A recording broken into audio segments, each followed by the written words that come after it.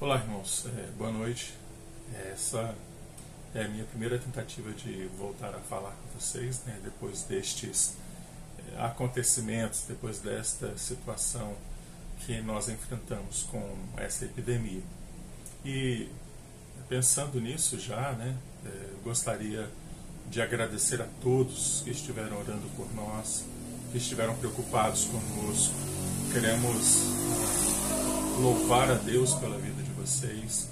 Queremos agradecer de todo o coração a bondade, o cuidado e o carinho que vocês tiveram conosco durante este período. Muito obrigado. Que Deus possa retribuir tudo que vocês fizeram por nós neste tempo. Deus os abençoe de uma forma especial. E também, inevitavelmente, por causa deste momento que nós estamos enfrentando de uma maneira geral, fica inevitável não falar sobre esta situação e não pensar como cristãos, como nós cristãos, devemos agir e devemos nos portar diante destes acontecimentos. Muitas vezes a nossa fé ela é abalada pelo fato de que oramos, intercedemos, clamamos e as coisas parecem muitas vezes não acontecer, ou mesmo ficamos tão impactados com as dificuldades, ficamos tão impressionados por causa das dificuldades, que nós não cremos que essa situação pode mudar, ou Deus pode intervir. E é pensando nisso que eu gostaria de compartilhar com vocês um texto que veio ao meu coração esses dias e que me chamou muito a atenção. O texto está em Atos dos Apóstolos, do capítulo 12, do versículo 1 até o versículo 17. E ele tem como tema, ou o tema da nossa mensagem, é a simplicidade da fé. Porque a situação que os cristãos de Atos dos Apóstolos estavam enfrentando neste momento, de certa maneira, se assemelha à situação que nós enfrentamos hoje. Eu vou ler o texto e aí então nós meditaremos nessa palavra. Vamos ler o texto? Atos, capítulo 12, do versículo 1 a 17. Diz assim: Por aquele tempo, mandou o rei Herodes prender alguns da igreja para os maltratar, fazendo passar ao fio da espada a Tiago, irmão de João. Vendo ser isso agradável aos judeus, prosseguiu prendendo também a Pedro, e eram os dias dos pães asmos. Tendo-o feito prender, lançou-o no cárcere, entregando-o a 4 escoltas de 4 soldados cada uma, para o guardarem, tencionando apresentá-lo ao povo depois da Páscoa. Pedro, pois, estava guardado no cárcere, mas havia oração incessante a Deus por parte da igreja a favor dele. Quando Herodes estava para apresentá-lo, naquela mesma noite, Pedro dormia entre 2 soldados, acorrentado com 2 cadeias, e sentinelas à porta guardavam o cárcere.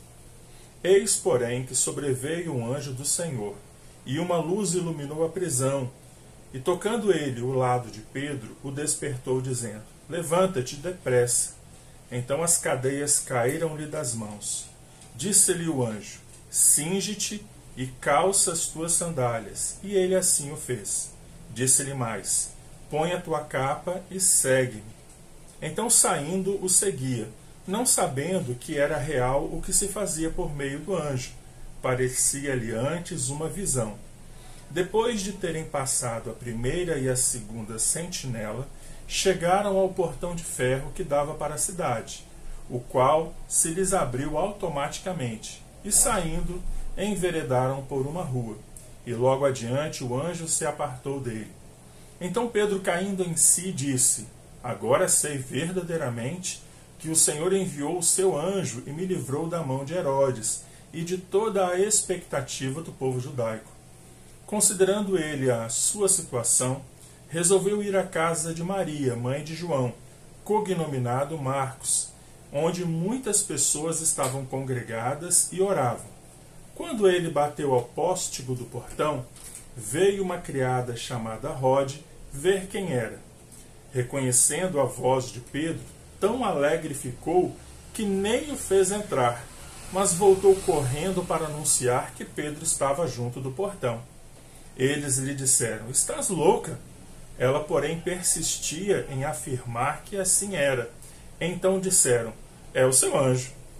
Entretanto, Pedro continuava batendo. Então eles abriram, viram-no e ficaram atônitos. Ele, porém, fazendo-lhes sinal com a mão para que se calassem, contou-lhes como o Senhor o tirara da prisão e acrescentou: anunciai isso a Tiago e aos irmãos. E saindo, retirou-se para outro lugar. Como eu disse, a situação da igreja nesse texto que nós estamos lendo, de certa forma, se assemelha com a situação que a igreja está vivendo hoje, pelo menos no nosso país. Pelo fato de que, lá em Atos dos Apóstolos, a igreja estava enfrentando uma situação calamitosa, uma situação muito difícil. Era uma situação complicada, porque Herodes, que era quem governava aquela região, ele se levantou para perseguir a igreja, para perseguir os cristãos.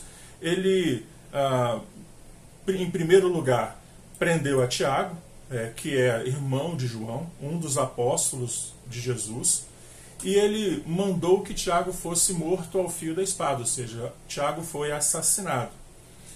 Ao mesmo tempo em que ele fazia isso, ele percebeu que isso agradou às autoridades da religião judaica, aos principais representantes da religião judaica. Então, o que ele fez? Ele prendeu a Pedro, que era um dos líderes da igreja e um dos líderes mais importantes da igreja naquele momento. A ideia dele era fazer a mesma coisa que ele fez com Tiago. Mas era a festa dos pães asmos e a Páscoa estava próxima. Então ele, não querendo criar uma comoção ou preferindo fazer as coisas com mais cautela, ele pensou em fazer isso após a Páscoa. Então ele mandou que Pedro fosse aprisionado. Ao mesmo tempo, muitos outros irmãos da igreja estavam sendo presos e torturados também, estavam sendo maltratados nessa perseguição. E o que isso causou? Isso causou imediatamente um afastamento da igreja. Os irmãos que não foram presos, os irmãos que não foram perseguidos, eles ficaram dentro das suas casas, eles se sentiram aprisionados dentro das suas próprias casas, não saíam para nada. E a única coisa que eles faziam era sentir medo, ficar inseguros diante da situação que eles estavam enfrentando. Então pensem comigo, a igreja estava vivendo um momento de tensão, de angústia. Eles não podiam mais se reunir no templo como eles haviam feito, como eles estavam fazendo até aquele momento. Eles estavam presos em suas casas, eles não podiam sair. E aqueles que saíam corriam um grande risco de ser preso e possivelmente ser morto por Herodes. Era uma situação complicada. E o que a igreja começou a fazer nesse momento? A igreja começou a orar. A igreja começou a interceder. Os irmãos começaram a reunir em suas casas e começaram a orar para que Deus fizesse um milagre, para que Deus intervisse nessa situação que eles estavam enfrentando. Eles começaram a clamar pela misericórdia de Deus. Eles começaram a pedir que Deus tivesse misericórdia de Pedro, que estava para ser morto. E olha só, se nós pensarmos no que o texto diz, eram os dias dos pães asmos e a Páscoa ainda iria acontecer, provavelmente Pedro estava preso na quarta ou na quinta-feira. E possivelmente ele só iria ser morto no sábado ou no domingo, quando terminava a Páscoa. Então, o texto também diz que na noite do dia em que Pedro seria executado, seria apresentado para o povo executado, Deus interviu. Deus fez um milagre. Deus fez um milagre. E isso é impressionante pelo fato de que é claro que Deus tinha um plano na vida de Pedro. É claro que Deus tinha algo a realizar na vida de Pedro. Mas a igreja orava incessantemente, intencionalmente, a favor de Pedro, para que Deus fizesse um grande milagre. E Deus fez. E Deus realizou esse milagre fantástico, porque se você olhar para a situação de Pedro, ela era uma situação de imensa impossibilidade. Olha só, ele foi entregue para um conjunto de 16 soldados que o vigiavam 24 horas por dia. Eram 4 escoltas de 4 soldados. Eram 4 escoltas porque eles se revezavam de 4 em 4.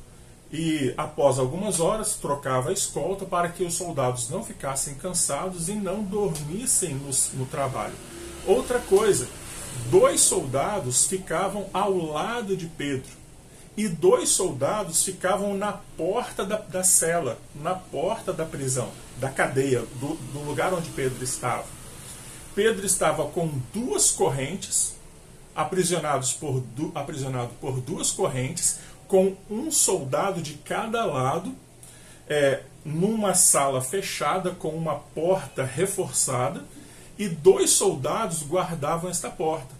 Além disso, havia toda a escolta da prisão, os muros eram altos, o portão da entrada era reforçado, era muito forte, e havia sentinelas guardando toda a região. A situação de Pedro era de impossibilidade. Mas Deus não vê impossibilidades. Deus vê a nossa situação e a nossa possibilidade. Deus intervém e faz as coisas acontecerem. Foi o que ele fez. Deus interviu na história de Pedro e mudou a história dele. Pedro foi liberto da prisão. E aí a história começa a ficar interessante. Porque Pedro passa por aquele momento achando que era um sonho, que era uma visão, que era... Ele não estava sabendo, não estava percebendo que aquilo era real, mas ele é levado para fora da prisão e ali o anjo vai embora e ele percebe que Deus fez um milagre. Ele então sabe que a situação não é fácil. Ele vai então para a casa de Maria, mãe de João, mãe de Marcos, o apelido de João era Marcos. Vai para a casa deles porque ele sabia que havia um grupo de irmãos orando nessa casa. E ele bate no portão. Quem vai atender Pedro é uma criada chamada Rod. E essa é a parte mais interessante da história, no meu modo de ver. Porque Rod era crente. Eu não estou falando isso para diminuir a crença dos outros discípulos. Eu não estou dizendo que os outros discípulos não eram crentes. Não é isso o que eu quero dizer. Eu não estou classificando Rod como alguém especial. Eu estou dizendo que Rod acreditava. Rod era uma mulher que tinha fé, que cria nas possibilidades e nas impossibilidades de Deus. Ela cria. Porque Rod, ao atender o portão, e percebam aqui, Rod não abriu a porta. Mais ainda, Rod apenas ouviu a voz de Pedro do outro lado da porta. E ela creu imediatamente.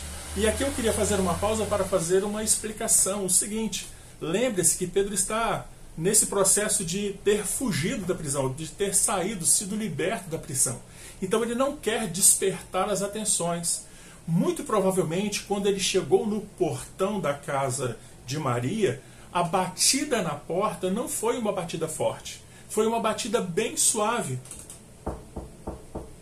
Foi uma batida muito leve, para que só as pessoas que estivessem dentro da casa pudessem falar, ou pudessem ouvir.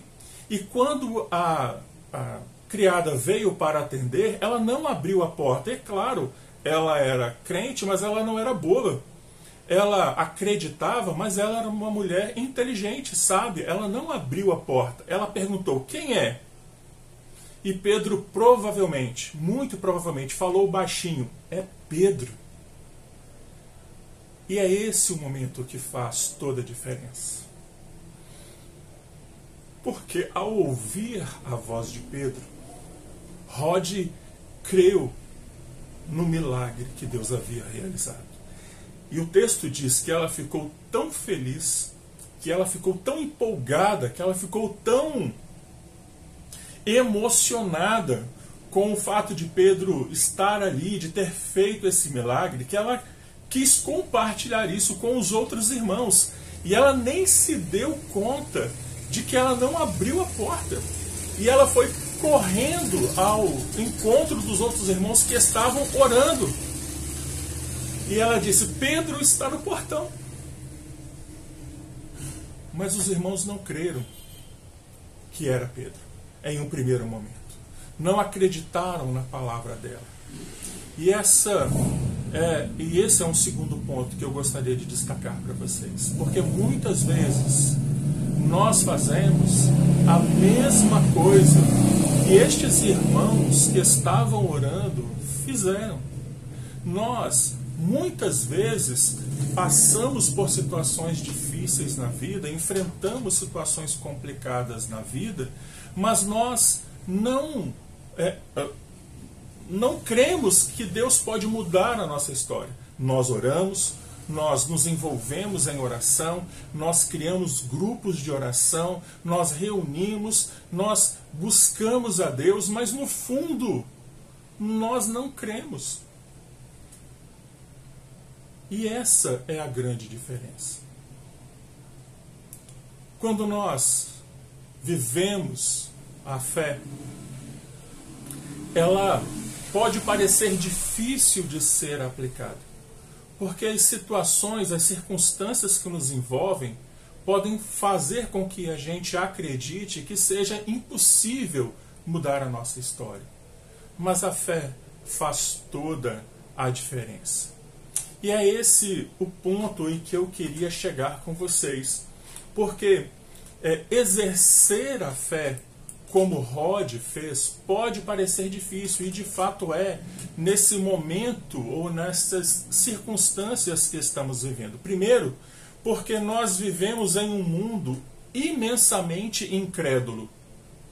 Olha, nós somos bombardeados por informação o tempo todo. Nós temos a ciência que se arvora em dar a resposta para qualquer circunstância da vida. E nós somos tão bombardeados com estas informações que tudo que acontece nesse mundo precisa ser explicado, ou tem que ser explicado, senão não é racional. E isso faz com que a gente tenha uma disposição diferente quando enfrentamos as dificuldades da vida. Nós somos colocados diante de situações que parecem ser impossíveis, e aí nós nos dispomos a orar, mas no fundo a nossa mente racional diz: não, isso é impossível.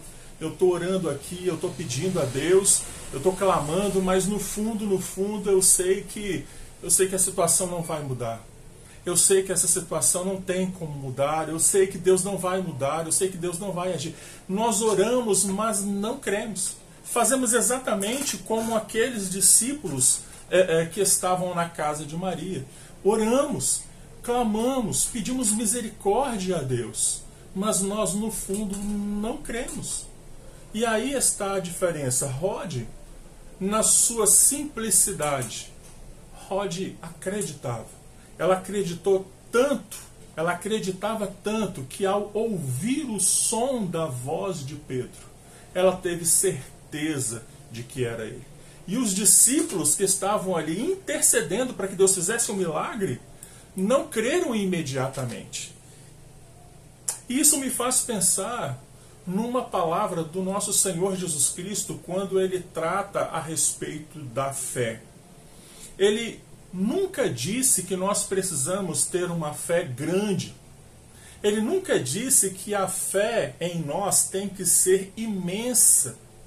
Mas, pelo contrário, Jesus diz para nós que se nós tivermos fé como um grão de mostarda, nós faríamos uma grande diferença, não só nas nossas vidas, mas na vida de outras pessoas. E esse é o ponto que eu quero que vocês parem para refletir. Pensem por um instante. Nós não precisamos desenvolver uma fé imensa. Nós precisamos ter uma fé segura. Porque o que Jesus diz a respeito da fé como um grão de mostarda quer dizer que a nossa fé, ela não precisa ser grande, mas ela tem que ser firme e constante. Ela pode ser do tamanho de um grão de mostarda, que é uma das menores sementes, mas se transforma em um grande arbusto que chega até o ponto de ser uma árvore. Fé constante, fé que se desenvolve. E é curioso perceber que Deus age na nossa fé, mesmo que ela seja uma fé falha e uma fé limitada, como era a fé daqueles discípulos que estavam orando por Pedro naquele momento. E o curioso a respeito disso é que o próprio apóstolo Paulo, falando a respeito da fé, ele diz que, lá em Efésios capítulo 2, do versículo 8 até o versículo 10, ele diz que a nossa fé, a fé que nós temos, que nos leva à salvação, que nos leva a crer em Deus, ela é um dom de Deus. Ela foi doada por Deus e foi implantada em nós. Ou seja, até a nossa fé, ela vem de Deus. Se ela vem de Deus, ela é autêntica e ela vai cumprir o seu papel. E eu quero convidá-los a crer.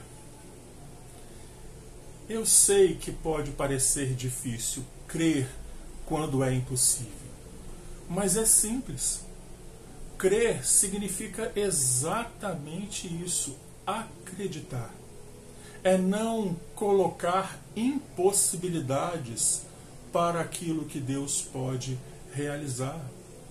Sei também que às vezes nós limitamos a nossa fé porque não queremos ficar frustrados ou decepcionados se a nossa oração não é respondida.